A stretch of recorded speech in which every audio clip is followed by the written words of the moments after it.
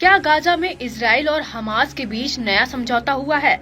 Israel और Hamas के बीच जारी युद्ध विराम के बीच ऐसी खबर आई है जिससे लगता है कि गाजा में कुछ समय के लिए बमबारी और गोलीबारी रुक सकती है, क्योंकि इजराइल और हमास के अधिकारियों ने एक समझौते पर हस्ताक्षर किए जिसमें सैकड़ों फिलिस्तीनी कैदियों की रिहाई और मृत बंधकों के शवों का आदान प्रदान किया जाएगा। इस समझौते से दोनों पक्षों के बीच चल रहे नाजुक युद्ध विराम को कुछ और दिनों तक बनाए रखने की उम्मीद जताई जा रही है। इजराइल और हमास के बीच 15 महीनों से चल रहे युद्ध में अभी कुछ दिनों की शांति देखने को मिल रही है। बीते दिन को इजरायली बंधकों के साथ किए गए क्रूर व्यवहार के चलते इजराइल ने 600 फिलिस्तीन कैदियों की रिहाई में देरी की थी, जिसके बाद हमास ने इसे युद्ध विराम का उल्लंघन बताया था।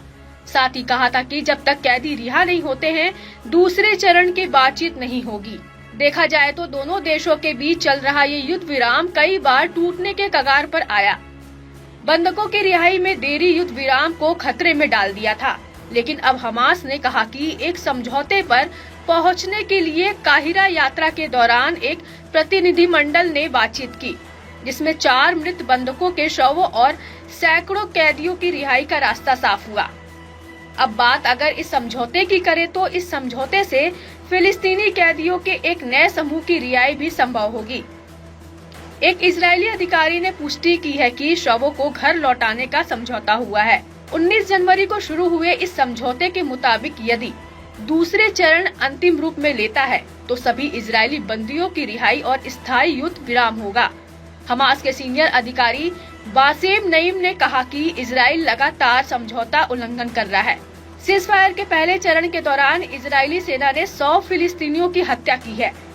बासम नईम ने आरोप लगाया कि इजराइल की सरकार की ओर से समझौतों को विफल और कमजोर करने की गंदी चाल है। साथ ही यह युद्ध में वापसी की इच्छा का संदेश देने वाला है। युद्ध विराम समझौते के तहत इजराइल ने गाजा में 60,000 मोबाइल और 2 लाख टेंट लगाने की अनुमति देने पर सहमति जताई थी, लेकिन इसको पूरा नहीं किया जा सका। गाजा के 2.4 मिलियन फिलिस्तीनियों में से 90% से ज्यादा लोग विस्थापित हो चुके हैं और एन्क्लेव का बड़ा हिस्सा मलबे में तब्दील हो चुका है। 7 अक्टूबर 2023 को अपना आक्रमण शुरू करने के बाद से इजराइल ने 48,319 से ज्यादा फिलिस्तीनियों को मार डाला है।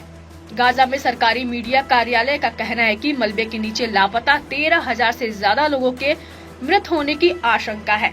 7 अक्टूबर 2023 को हमास द्वारा किए गए हमले में कम से कम 1,139 लोग मारे गए और लगभग 240 लोगों को बंदी बना लिया गया था। गौरतलब है कि इजराइल हमास के बीच ये नया समझौता अमेरिका की वजह से हुआ है। व्हाइट हाउस के अधिकारी लगातार कोशिश में है कि दोनों पक्षों के बीच बातचीत लगातार जारी रहे। अमेरिका का मानना है कि हमास की तरफ से पकड़े गए सभी बंधकों को रिहा किया जा सके और युद्ध समाप्त किया जा सके।